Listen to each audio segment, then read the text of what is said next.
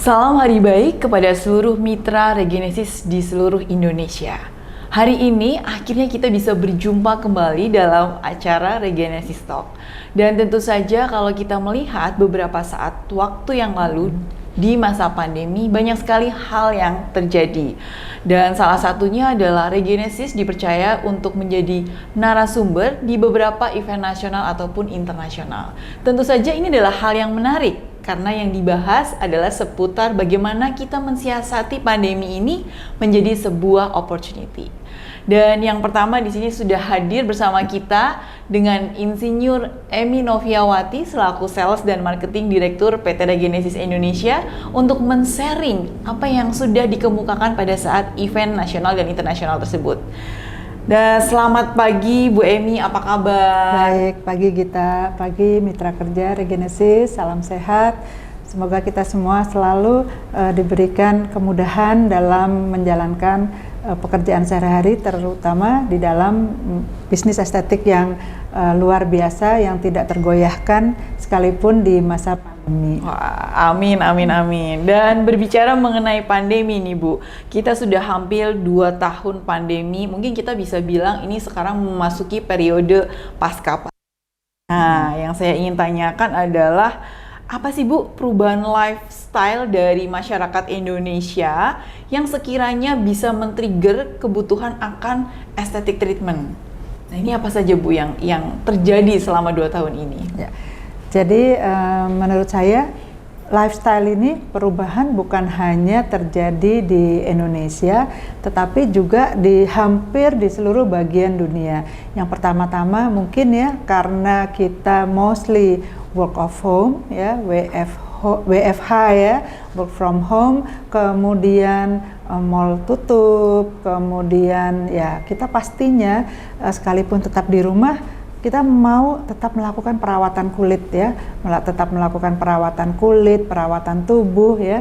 Kemudian di sini kita juga terjadi adanya pergeseran yang tadinya kita melakukan pembelanjaan baik itu di mall ataupun kita datang langsung ke klinik pada waktu kita bertemu dokter melakukan perawatan sekaligus kita membeli produk-produk skincare. Nah, sekarang ini berubah menjadi pembelian secara online ya. Ini juga karena bertaburan media-media e-commerce on hand ya. Jadi kita duduk manis di rumah, pencet, kemudian bayar juga transfer online. Kita tunggu, duduk manis, barangnya datang, siap kita pakai. Kita bisa melakukan facial atau masker sambil nonton TV ya, sambil makan apapun itu ya. Nah, ini juga terjadi perubahan karena sport center atau tempat nge-gym itu juga banyak yang tutup. Yeah. Jadi akhirnya imbalance between in sama out. Jadi akhirnya tubuh kita menjadi lebar. Nah, ini juga menjadi salah satu opportunity atau demand ya, karena kita semua berusaha untuk mengembalikan bentuk tubuh kita seperti semula sebelum pandemi. Ya, tentunya activity yang exercise, olahraga setelah tempat fasilitas umum dibuka itu juga sangat membantu, tetapi ya banyak juga yang mungkin tidak sempat melakukan olahraga sehingga memerlukan bantuan dokter atau klinik untuk mengembalikan bentuk tubuh. Kemudian aktivitas yang lain itu meeting ya. Meeting itu walaupun kita sekarang sudah mulai offline, kembali lagi ke kantor, tetapi tetap ya bahwa jadi kebiasaan Zoom meeting ini menjadi terbiasa gitu ya. Zoom meeting ini menjadi terbiasa sehingga ini akan membuat kita berusaha untuk looks good pada waktu kita Zoom sama seperti pada waktu kita offline, atau offline itu sama cantiknya pada waktu kita Zoom. Nah, ini menjadikan satu peluang ya untuk memicu kreativitas kita sebagai business owner di klinik. Apalagi nih yang bisa kita utak-atik praktik dari treatment-treatment yang ada di klinik seperti itu. Gitu. Berarti cukup bervariasi sekali ya Bu, dari mulai perubahan konsumtif dari masyarakat Indonesia, kemudian tadi meeting, kemudian juga tadi yang biasanya olahraga menjadi tidak olahraga dan memiliki tubuh yang jadi tidak proporsional. Nah ini juga akan men-trigger orang untuk lebih berusaha lagi ya di pasca pandemi ini. Nah, berbicara mengenai habit tadi tuh Bu, tentu saja kan masing-masing range umur akan berbeda kan ya Bu ya. Mana yang lebih suka ke konsumtif ataupun mungkin exercise. Ini gimana nih Bu mengkotak-kotakan dari market ini sendiri? Ya. Jadi nanti mungkin Mbak Gita bisa lihat ya, ada data ya yang dimana bisa dilihat adanya pergeseran ya, bahwa kalau dulu mungkin anak-anak muda atau remaja itu datang ke dokter ya mungkin hanya sekedar facial atau mungkin kalau mukanya sudah jerawatan pergi ke dokter gitu ya, karena sudah nggak mempan lagi pakai produk yang diberi secara online dan sebagainya. Nah jadi terjadi perubahan, jadi anak-anak usia muda ini karena tadi ya pada waktu kita pandemi, anak-anak muda yang kreatif, anak zaman now ini mereka juga bukan hanya mungkin karena jenuh belajar secara online, mereka mencoba bisnis secara online. Jadi banyak nih yang generation yang actually mereka itu juga quote and quote cukup mapan. Nah, jadi anak-anak muda ini juga mulai melihat bahwa perawatan wajah itu sebagai suatu investasi ya, investasi di mana pada nantinya pada waktu mereka sudah memasuki usia aging, nggak seperti saya ya masih lebih muda, itu mereka sudah tahu sebenarnya preventifnya seperti apa. Nah jadi anak-anak muda ini juga mulai aware terhadap kesehatan atau perawatan kulitnya, dan juga anak-anak muda ini terinspirasi. Ya sebenarnya bukan anak muda juga ya, ada ibu-ibu juga ya, yang terinspirasi juga dengan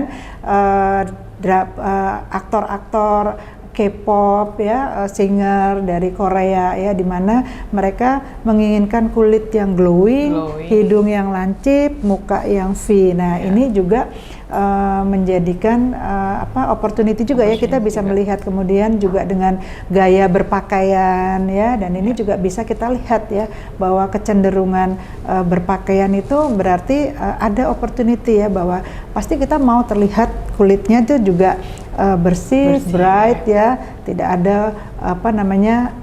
bulu-bulu yang tidak kita inginkan. Nah ini juga kita bisa melihat ya sebagai satu jenis kelompok treatment yang cukup tidak terlalu berat, cukup reasonable dari segi harga, tetapi membuat anak-anak muda ini juga nyaman gitu. Nah tentunya dengan tadi ya lifestyle di mana anak-anak muda ini juga sangat bergantung, bukan sangat dominan dengan gadget ya, tentunya penggunaan apps di klinik itu ya memudahkan anak-anak muda ini untuk melakukan pilihan atau melakukan appointment atau sekaligus pembayaran dan pembelian yang mungkin bisa dipikirkan untuk klinik melakukan pengembangan apps di kliniknya untuk menjangkau anak-anak muda yang butuh kemudahan. Ya. Nah, berarti Bu bisa dibilang bahwa selama 2 tahun ini di mana klinik-klinik ini pada tutup, akhirnya mereka menginvestasi untuk advertising kan lebih gencar ya Bu. Itu kenapa kan kalau anak-anak muda ini gadget minded sekali, secara tidak sadar mereka teredukasi ya Bu ya. Betul. Untuk treatment-treatment yang ada di klinik yang tadi seperti Ibu bilang akhirnya menumbuhkan mereka untuk purchase by online di di marketplace dan lain-lain.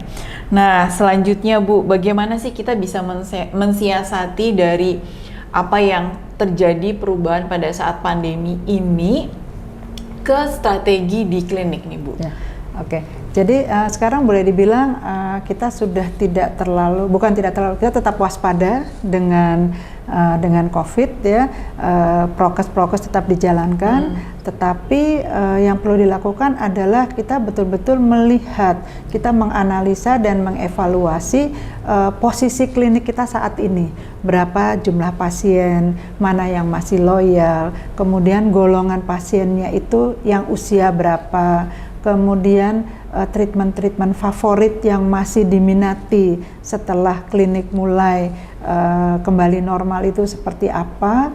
Nah, kita harus bisa betul-betul melihat, menganalisa sektor mana yang memang paling menghasilkan revenue untuk klinik dan juga paling efektif ya, karena kita kita juga harus memikirkan sumber daya yang ada di klinik. Nah, di sini juga perlu dilihat kapasitas dari tim kita ya. Jadi bagaimana kita melihat ya, mengatur sumber daya human resource, baik itu tenaga medis maupun tenaga non medis, untuk bekerja secara maksimal memfasilitasi atau mengakomodir demand dari masyarakat. Kemudian dokter juga harus berpikir jeli untuk melakukan treatment kombinasi ya, memilih ya berdasarkan analisa treatment favorit itu ini, treatment yang less favorit ini, apakah treatment yang favorit dan less favorit itu bisa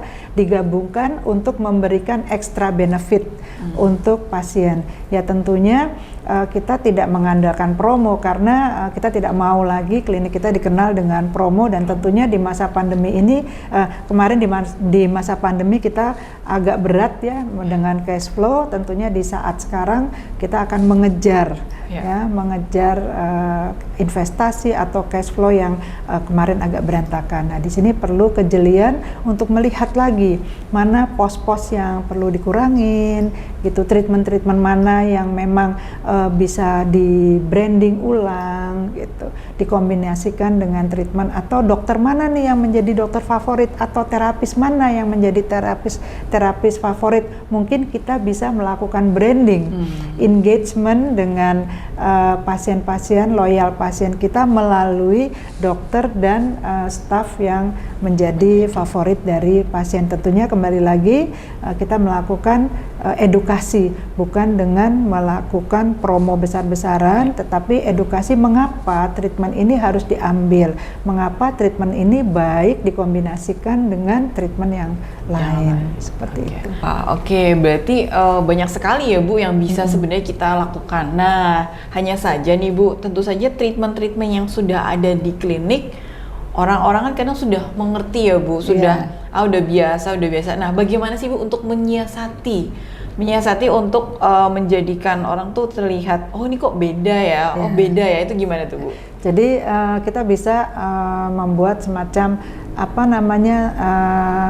sentence atau wording yang catchy ya, misalkan old but new treatment. Jadi di sini ya kita seperti contoh ya, chemical peeling itu semua orang tahu ya, itu sudah lama dan sudah ada bertahun-tahun bahkan sebelum pandemi. Nah, bagaimana chemical peeling ini terlihat sesuatu yang baru, misalkan kita kombinasikan dengan beberapa treatment yang memang dicari-cari ya, untuk anak-anak muda, untuk orang yang sudah lebih berusia gitu. Nah, ini bisa misalkan chemical peeling dikombinasikan dengan oksigen facial. Nah, di sini kita bukan bicara chemical peelingnya, tetapi kita bicara benefit yang didapatkan dengan melakukan dua combination treatment ini. Kadang-kadang pasien kan tidak mempercayakan kepada dokter ya, hanya mempercayakan kepada dokter, ikut aja deh dokter baiknya seperti apa gitu ya. Kemudian kita juga bisa mengkombinasikan botox, filler dengan treatment yang lain yang kekinian gitu ya. Jadi dokter tidak perlu berkecil hati karena aduh kayaknya saya nggak punya dana nih untuk invest gitu ya. Nah, sambil menunggu untuk invest alat baru, mungkin kita melihat apa yang kita punya, kemudian kita buat wordingnya, kita utak-atik lagi pricingnya, kemudian kita tampilkan dengan treatment menu yang baru yang lebih kekinian ya, dengan wording seperti itu. Oke, wow, berarti tadi ya Bu, PR-nya adalah bagaimana membuat suatu nama treatment itu menjadi catchy, Catchy, ya kan? betul. Catchy, kemudian juga lebih berorientasi pada goal dari treatment Betul. tersebut, karena adanya banyak kombinasi seperti yang tadi Ibu sampaikan, itu akan membuat pasien jadi, oh iya ya, ternyata ini lebih kompleks, lebih sempurna mungkin ya Bu, Betul. hasil dari treatment tersebut. Iya. Oke, baik. Untuk yang terakhir, kita akan minta nih dari Bu Emi, boleh ya Bu, untuk mensummarikan untuk mitra regenesis semua secara garis besar saja, apa sih yang 3 poin saja sih Bu, 3 poin yang bisa di highlight untuk kedepannya mensiasati. Tadi ya kita udah bahas secara detail, tapi ini sebagai summary untuk menghadapi pandemi area ini Bu, pasca pandemi ini. Jadi di pasca pandemi ini kita melihat bahwa bisnis estetik ini bukan bisnis estetik ya, bisnis kecantikan ini merupakan satu hal yang tahan banting di masa pandemi. Artinya survive ya, karena semua orang ingin looks good dan feels good. Nah, tetapi efek dari pandemi, customer kita semua belajar untuk menghargai uang, menghargai waktu, menghargai kesehatan kita. Nah, jadi yang diharapkan dari pasien adalah efektivitas, kemudian outcomes yang cukup baik sesuai dengan harapan. Jadi mereka lebih melihat benefit ya, kemudian efektivitas dari treatment tersebut, di mana saya tidak khawatir meninggalkan rumah 2 jam berada di klinik, spend sekian, tetapi saya bisa mendapatkan hasil yang cukup baik, kemudian long last ya, dan juga aman buat saya. Dan ini juga perlu menjadi pertimbangan ya, sehingga dokter perlu benar-benar melihat gitu ya, harapan pasien untuk usia sekian apa, harapan pasien yang usianya lebih tua apa, bahkan untuk ibu-ibu yang memang sudah retire itu pasti kan kebutuhannya berbeda. Nah, tapi saya yakin Bapak Ibu dokter mitra kerja Regenesis sudah memiliki semua konsep, hanya tinggal memerlukan kreativitas untuk menuangkan dalam wording yang catchy. Kemudian untuk konsep yang terbaru untuk anak-anak muda, mungkin kita bisa bicara mengenai prejuvenation ya, bukan lagi kita bicara rejuvenation, karena anak-anak muda ini membutuhkan informasi, membutuhkan sarana dan fasilitas yang tepat untuk mendapatkan treatment dan juga perawatan atau informasi yang tepat untuk menjaga kulitnya supaya tetap sehat, tetap baik, kenyal ya pada waktu memasuki usia aging. Nah, di sini Bapak Ibu dokter pastinya sudah memiliki juga resep khusus untuk rejuvenation. Kemudian kita tidak perlu berkecil hati kalau saat ini kita belum bisa menambah atau mengikuti tren dengan menambah alat-alat atau fasilitas yang baru. Kita lihat lagi alat atau skill yang kita miliki dan kita maksimalkan, sehingga di masa yang akan datang kita bisa melakukan investasi sesuai dengan tren yang terkini. Oke, itu dari menurut saya. Oke, wow, baik. Dan akhir kata, kita sudah memasuki akhir session. Kami berharap para mitra Regenesis dapat mendapatkan insight-insight dari pembicaraan ini, dan tentu saja apa yang kita sharing itu sama Dok, jadi sama dengan apa yang disaringkan di event internasional ataupun nasional beberapa saat yang lalu. Jadi ini adalah sesuatu yang spesial, dan ikuti terus update-update menarik dari Regenesis Talk, dan sampai jumpa. Maju terus!